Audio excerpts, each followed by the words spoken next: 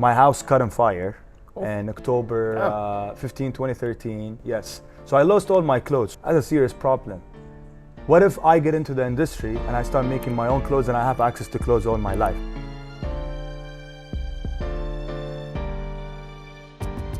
Welcome to Style Speaks, the show that dives deep into the world of fashion. I'm your host, Mo Adams. We're here at the Riyadh, London and Harvard Nichols, Riyadh.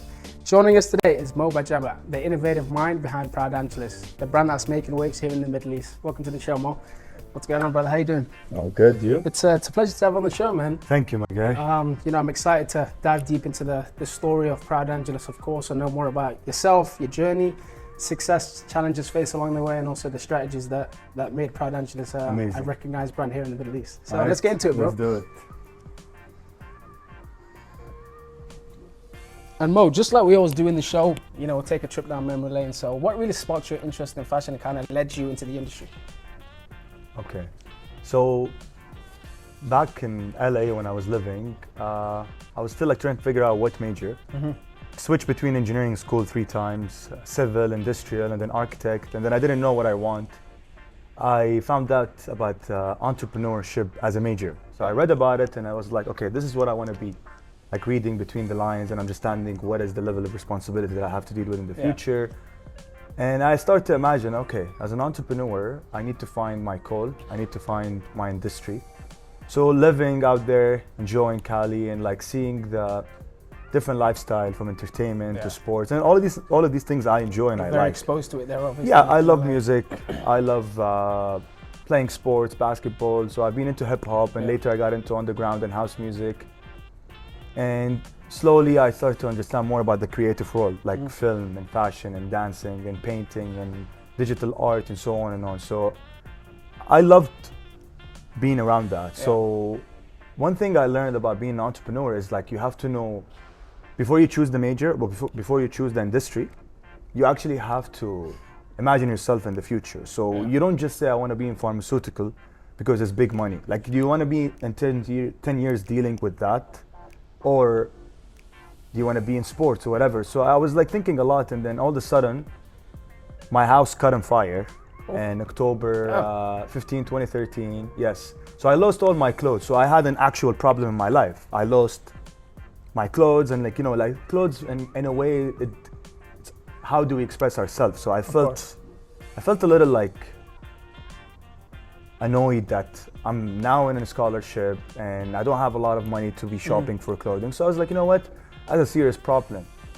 What if I get into the industry and I start making my own clothes and I have access to clothes all my life? It was just simple and young idea. But then when I started to think more about why would I want to do this, I started to notice that fashion is not just about wearing nice garments.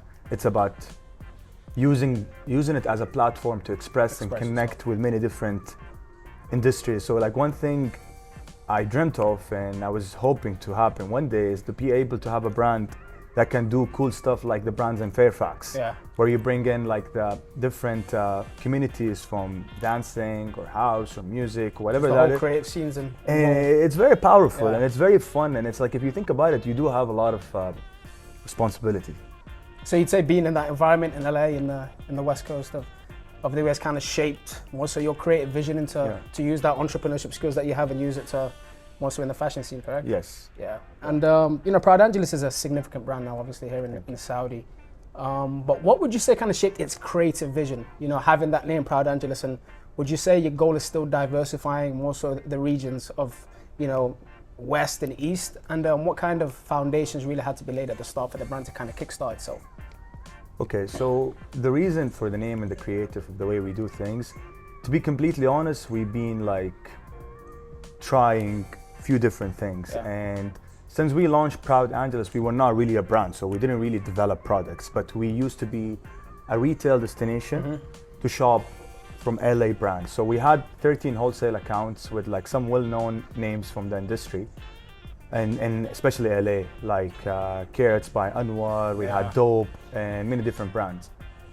So when we were doing that, we realized that the target audience is actually the subculture, streetwear, graffiti, skating, basketball, and so on and on. So once I shifted from a retail to a brand, I had to stay around the same aesthetic. So it's been this thing I enjoyed. Yeah. So based on what I am and who I am with, I design for, or I design with. Yeah. So that's basically how we design and how do we do our creative work. If you ask me, I think we're treating the business as a playground. So whatever the opportunity is or whatever the artist is, I'm not gonna put a limit because I don't have 15, 20 years or like I'm not Fendi or Gucci where it's like this is what we do and what now what we do. Let's try and let's create. As long as I'm creating and I'm delivering some nice campaigns and some beautiful products or like different colors and items, I'm doing my job. It's only with time. We create more, we understand more, and we find more categories to offer to the audience. Definitely. And just like you said, with time, obviously, you know, great brands, they grow and they evolve. Exactly. How would you say kind of Proud Angeles has been able to evolve since its inception? And, you know, like what would you say are some of the key milestones that really shaped its growth? Were there any things that most of you hit and kind of took it to that next level? Would you say, was it like a certain collab or anything like that? Honestly, I can't say any collab or any collection was the reason for our success, but every little bit of that is part of the blocks. For sure. You know what I mean? Yeah. Definitely some of them have more exposure. Definitely some of them have made more sales or got us more attraction or more opportunities, but I cannot pinpoint, you know, because when the opportunities come or the ideas come, it's coming from just being in this craft of creating and trying. And, you know, I was even talking to a friend a few days ago. It's like, as long as you're creating, that's your main job. You're a creator as a human being and you're a creator as a fashion brand owner. So never stop in creating cool ideas and cool designs and cool projects, because the more you do it, the more you're gonna figure out like what's working and what's not. And if you ask me about fashion and clothing, I think it's a game of numbers and consistency. What do I mean by that? Numbers is like the more you give, the more you receive. Meaning designs, colors, graphics, fits and fabrics, whatever that is. Consistency. And we've obviously put in more work out, you're able to more so resonate with the youth and the wider audience, and I think, you know, Proud Angeles has been able to do that. But was there maybe a specific moment when you realized the impact your brand had on the community? Yes, I can pinpoint this one. Really? It's been happening for a while, but I was not like reading between the lines clearly until my collaboration with Rex. So Rex and I, we go way back. He's a great friend and amazing brand that we worked with many times. I'm a big fan of his work. Yeah. So when we did this collaboration, we did it about basketball and street culture. We did it like in a nice compound in Jeddah. And then we did Riyadh and Ben Ali. But the one in Jeddah, what happened when we were doing the photo shoot, we did it in a different compound in the pop-up. There were little kids coming, playing around. Yeah. And we were doing our work, doing graffiti, playing basketball, and they're coming to us. And he's like, oh, can you teach me? Can you? And I was like, that's just touching. That's what you do it for. Yeah, I wasn't I know those not my audience. They don't buy my clothes.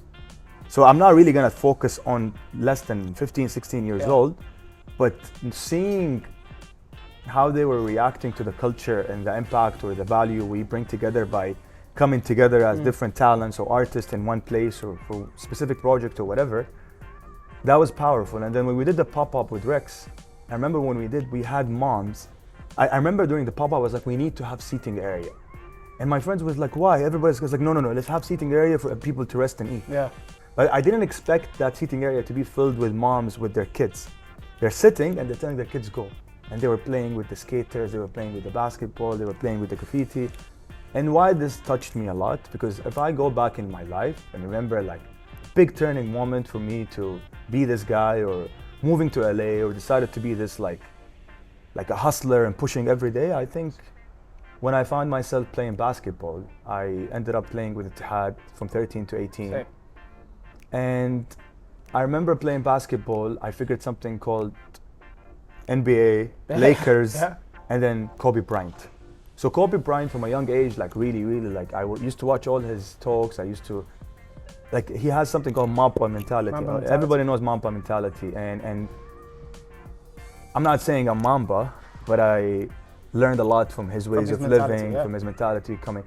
And I think finding basketball opened my eyes into Los Angeles. And then going to get my study there made me go to this far in the world because I wanted to be around only Kobe Bryant. So would you say that was an influence of you going to the US? Exactly. Really? I didn't know that Hollywood and Beverly Hills, I didn't know. I used to watch TV. The movies. But I wasn't sure like LA had all of this, you know. I was like all the US TVs, like, you know, like it's a lot of sure. things are happening, Yeah, yeah. right? So moving there was a decision that I didn't know is like one of the best decisions I can make in my life, because there I found like the dreamers, I found the passionate people. Expose you to a new surrounding, doesn't it? Really? Exactly, and Mentality. like in a way, I think it played a big role into me being today, where I am today. Would you say your goal is still to kind of diversify the Saudi experience through fashion? You know, from what you've learned and what you've picked up over in the US to kind of bring over to Saudi? Because even when I lived in, obviously I spent time in the US, and I went to university and I played professionally there. But coming in, I still feel like I have a new perspective to add here. Yeah. You know, do you still feel like that, or do you think Saudi has gotten to a place where they've kind of caught up a little bit? So I definitely, when I first came back, was the idea is to use my platform to inspire the youth and but to inspire the youth through culture in different in new communities like skating. Because when I moved back, that was not as popular as it is today, and graffiti and so on and on. So my ideas was to use the subculture window or door to communicate with the youth. But when I moved back, I realized it's like I don't have to do it to bring their ideas. It's already here and we're inspired from that. But we have our own culture For sure. with our own people, with our own communities. And I think it's very special and unique in its own way because it's very new. Yeah. So people are really getting creative, and it's quite interesting, honestly. I think it's like green grass. For sure. And there's a lot of room for innovation, a lot of room for building the right culture with the youth. So yeah, I'm really, really happy to see what's going on. Like in my own industry as a fashion, we're growing a lot now, but still like we are behind, but we're also very much creators and great consumers. There is a gap. We'll find out what's going to happen in the future, you know? What would you say separates Proud Angeles apart from other brands? I would say our cultural relevance. We understand the culture and we are part of the culture. I'm not saying, oh, they're not, but like we actually, we hang out with them, we go out to their events. It's like a tight-knit community, isn't it? Yeah, we're really interested in what they do. It's not like I just want you to wear my clothes, you know? I want to create with you than just you wearing my stuff and taking pictures for me. And I think that, and we have a vision. It's like, definitely, our vision will be like released more like in the next year and so on, as we have big vision to expand the brand strategy, expand our product category, expand our styles and our marketing approach, and all these initiatives in the middle. Like, we want to do a lot of that. So inshallah, the next few years, all the fun, freestyle, playground mood that we've been doing in the past will be more like solidified, and we'll always remember to have fun. But like, I think from the audience perspective and growing to a bigger market, a global market, we have to make the story clear. We have to make the vision easier to understand with our work. Now we're just like, cool, creative, relevant to the culture, but we want to be consistent, I think. But for you as a creator, like witnessing your brand kind of influence trends and kind of play a role in shaping the Saudi industry through fashion, how does that, it must feel incredible, but how does it personally make you feel to see like, your brand really making an impact in such a way and really kind of stand for something? It's a great feeling, honestly. And if I want to make sure if I understand your question well, it's like, how do I feel about my brand how do you being in the market? And making an impact here in Saudi and kind of elevating the fashion scene? It's the best feeling ever, honestly. It's not about being cool. Cool is not the trend anymore, honestly. That's to be it's about purpose. Yeah, it's about being genuine, doing things for a reason, with a purpose, with the right people, creating with people you like and admire and respect. So like, it's not just the external part, it's also the internal part of how much you get inspired from others and how much you inspire others from what you create and what you meet. So I think that's one of the best feelings when I think about what I do. But there's like so many things, as a brand founder that you have to kind of take into account. But one of them is like the message that you aim to convey through your brand. How do you make sure that the message that you aim to convey through your brand remains consistent and authentic over time in an industry that's really evolving? Okay. I think there's two ways I would think about this. Number one is by being a good human being with good value and being inspired to always represent your best through your existence and through your work, right? So that's automatically will reflect into your interactions, into your work, into your whatever you do, right? The other part is to actually have a proper brand strategy or branding understanding. It's like, What are your main pillars? What is your mission? What's your vision? Who is your target audience? Why do you do this? And I think there's a third part I would add. It's related to the first one. I think it's to having a noble purpose. Your why almost. It's between your personal and your brand, and that should be aligned. Yeah. You know? And what would you say are some of the challenges you faced in that? Personal growth. Personal growth? Yeah. And finding your environment and being around the right information and the right minds and the right places, because it's so crucial. And like, honestly, like, if anyone would ask me for advice, like about what should I do about something, it's like, find a sense of inspiration, follow what they do, listen to the way they talk, like not stalk them, but like put notification in their work, put in an effort to actually see how these guys moving on a daily basis, you know, so like just so it helps you to be better, right? So yeah, and then obviously you have a collab coming out, you know, recently with not boring. We have two. Sunday, Proud Angeles and Not Boring. We're gonna represent Not Proud. And then Friday, August 10th, we're doing, I'm not sure if this episode will be out by then, but we're doing Adidas collaboration. We'll make sure we time it well, Adidas collaboration. Even though if it was not, maybe they will see the work in social media and so on. Definitely. So, and I was gonna say, like, collaborating is a important, it's a vital part of any brand. How do you personally work and help local talent more so to bring, you know, diverse perspectives and experiences into your brand? Through collaboration? Through collaborations.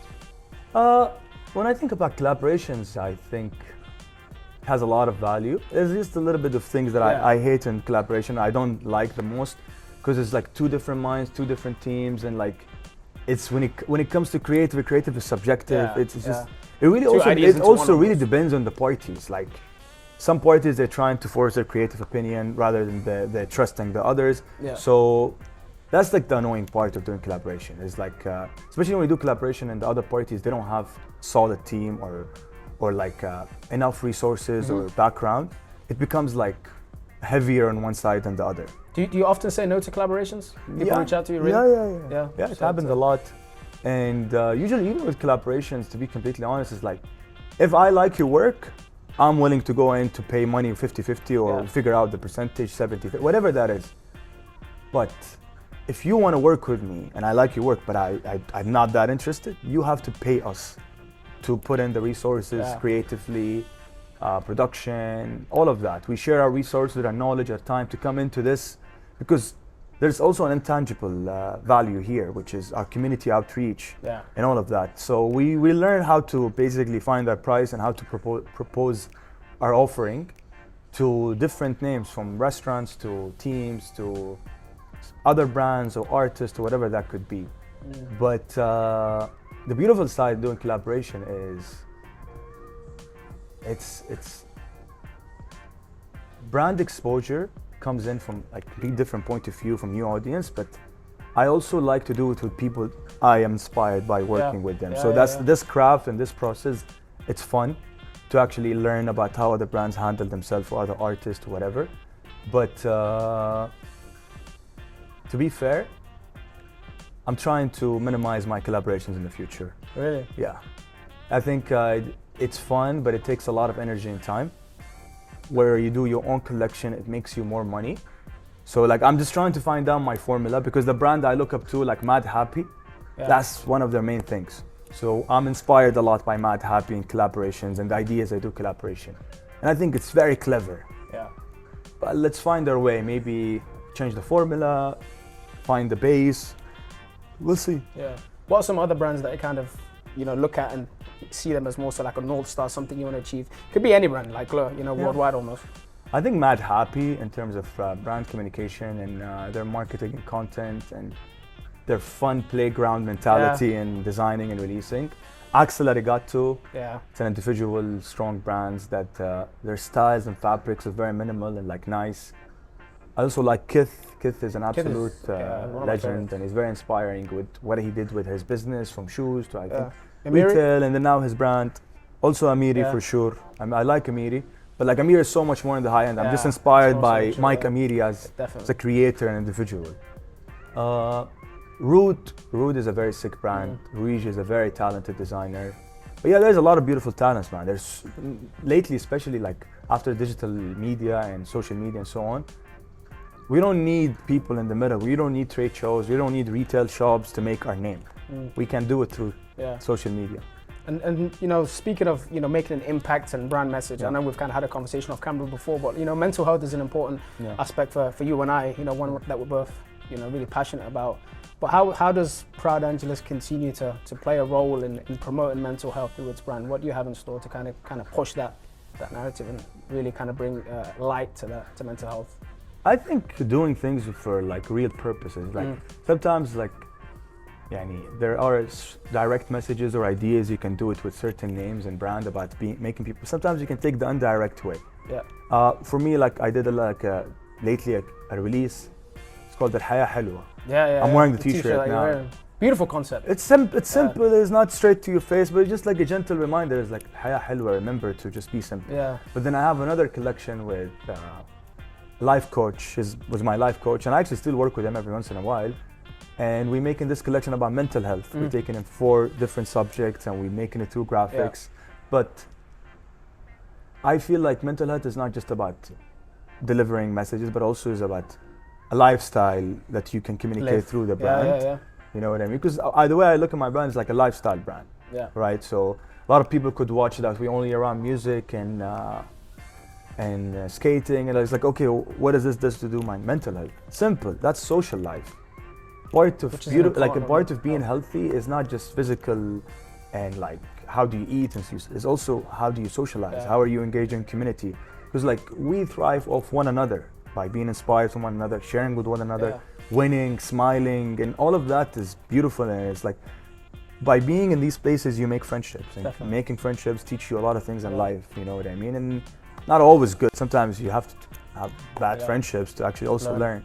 So yeah, but I love that collection, and we'll head this way and take a look at a couple of more of your collections.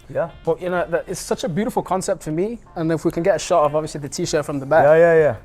But I displayed my favorite things like basketball, music, nature, chilling. But looking ahead, you know, what does the future hold for Proud Angeles? What more can we expect from you, from the brand, and what would you say are some of the brand's long-term goals that you aim to accomplish and achieve? Amazing. So I think really excited to introduce the new brand vision, the new brand name. Under that, we're gonna have subcategories. We're gonna grow the team on marketing efforts, but I don't want to put the pressure. I want us to enjoy us finding our way there, because we still have to finish a strategy, and from like branding to content to communication, so much. And then actually executing. So it's gonna be fun, but once that happened, I think it's our takeoff time. To go from local to regional to globally, hopefully, And obviously I want to touch on Saudi fashion before we kind of go into some styling. You were at Paris recently, right, for the Fashion Week? How was that experience for you? It was really interesting. I went there with the Fashion Commission, the Saudi 100 program. One of the ambassadors, I had to go there. I was supposed to display my brand, but since I'm changing the name and so on, I held back on this. But I went there to support all my fellow friend designers and be inspired. I also had a little talk in the road show to talk about the future opportunities in Saudi fashion for foreign investors. And the best part for me were the streets. So some of my friends are buyers, and I went there and I saw other brands, and I saw like, it's just very active, and it was very like raw, like, and everybody from Paris, so like they go to Paris Fashion Week, they say this is the first time after COVID, like we feel it alive like that. Really? So definitely next year I'm going, and it was a beautiful experience overall. And with this, you know, the Saudi fashion scene, you know, evolving really quickly in a short space of time, what more do you think we can expect from Saudi fashion? Is there any kind of developments or trends that you think might shape like the trajectory of where it goes? Because it's a very strong market, I believe the ecosystem will work itself by itself with time. We're gonna find amazing minds and amazing creators and visionaries to come and fulfill whatever parts need to be fulfilled, from marketing and content and PR and communication, through business development and consultancy, through supply chain or whatever, education. And like I'm always optimistic, and I believe when there is a good ecosystem or a good economy or good talent or supply and demand, humans come together and they just create and find solutions for the problems that the market is dealing with. Absolutely. So yeah. Inshallah, we'll see. Bro, and just having you on the show, obviously, we have 3 of your pieces here. So talk to me about the inspiration, man. You have they look very different. Obviously, you've got the long sleeve, you've got the t-shirt, and then you've got the short sleeve polo. But what's the inspiration behind every So piece? this collaboration with Not Boring, it was a simple design idea. There's not a lot of like deep meaning, but it's more like a fun release design. Sometimes we don't like to go like specifically in certain direction, more than just giving something fun for the audience. And Not Boring style is actually that. If you follow the brand Not Boring, that's what they do. So we had to follow out be aligned with their ways of working and deliver a nice message. So not proud, stay humble. So that was for the summer, for people traveling, just enjoying a nice little polo. Yeah. This one, also just enjoying the summer, flowers. And then right here, this is from our latest collection. Yeah. So usually I do a lot of like casual pieces like this. Yeah. And I have a lot of meetings. So when I go to meetings, I need like a simple piece that still not too formal, but like still like. So I made this nice happy polo. medium almost. It's one of my favorite pieces. I wear it a lot. You know. There you go. It's always good to wear your own clothes, man. Yeah, basically, yeah. But I noticed when I go to these places, I wear other brands. Yeah. So now I want to. How would you say it is about being a brand owner? Is it like, for example, me playing football? I would never wear a t-shirt that says Adams at the back. You know, it's just not what someone would do. Yeah. In terms of fashion, is it one of those where you kind of push your brand out by always wearing it, or is it one of those that you kind of let it tell its story by itself and see what people are interested in, and you kind of support other brands? How does it work? I think you have to be like supportive and you have to be smart. So I shop from a lot of other brands. I wear a lot of other brands, and it's so important to do that. First of all, you get inspired. Yeah. You see the experience from clicking to receiving the shopping from the shop. Technicality, the packaging, it's so important, especially if you're in the industry. But also, I wear my own clothes a lot and I'm smart. So if I'm going to social events and there's a lot of people, I'm wearing my stuff. Yeah. I'm promoting me first. Promoting easily. So yeah, that's how I move about wearing other brands. Not a bad thing to do. 100%, so you have to. Let's get into some styling, bro. Obviously, having you here, it only makes sense to style me using some of your gear. So which one are you thinking to kind of put together? I think let's go with this new one. Yeah? I was hoping you'd pick that one. That's one of my favorite pieces. I know you liked it earlier. I liked it, yeah. So we can go with this one. Fire. We're going to go on like pants. So pants and sneakers. So all right. Let's take a stroll and try to find some pants. Let's go.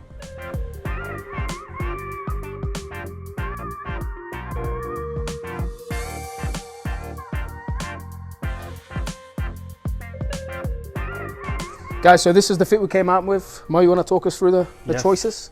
So this is like full-on Saudi fashion power. This is Proud Angeles, Not Boring, latest release. And here is by our amazing friend, Sultan Galag.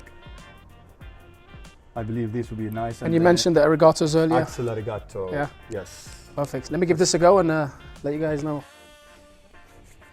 Yo, this is What are we saying? This is actually fire. Yeah? Came out perfect. Bro, the fit is so good, especially with the pants, how they sit on the arigatos. Saudi fashion creative. Shout out to Saudi, man. The arigatos too, I guess. Yeah, I guess, yeah. The shoes, not bad. Yeah. I also came up with another outfit for you. Yeah? Let me show you. What are we saying? So, we have the Proud Angeles polo, and then it's beautiful pants from number 21. It's like a bit formal, but also got this nice with the dunks. Low dunks right there. I guess I'll give it another try and change again. We'll see which one you prefer, outfit one or two. I love this one more. Whatever you're wearing now. Yeah. Sick. What are we saying? Classy. Yeah? Very classy. Not sure if I'm very happy with the pants. Tight, no? Yeah. Yeah. I thought it would be a more baggier, but I prefer, the last pants definitely more baggier. They're not too bad though, to be honest. I think, just... Let me know what you guys think. First fit, second fit. For me, I prefer the first fit, to be honest. Yeah, same. But usually I wear this. I wear this with with the black pants, but it's more baggier. Yeah. So it's. And that's a wrap for today's episode. We hope you enjoyed learning about Mo's journey and witnessing the passion that fuels Proud Angeles. I appreciate you coming on, bro. Big love. Thank you so for much. having me, Yes, brother. sir. Let's go. We had an amazing time exploring the fascinating world of fashion and can't wait to bring you more exciting content in the future episodes. Don't forget to tune in next time for more insightful interviews, exclusive insights, and all the latest news from the world of fashion. Thank you for joining us on Style Speaks, where fashion truly speaks for itself.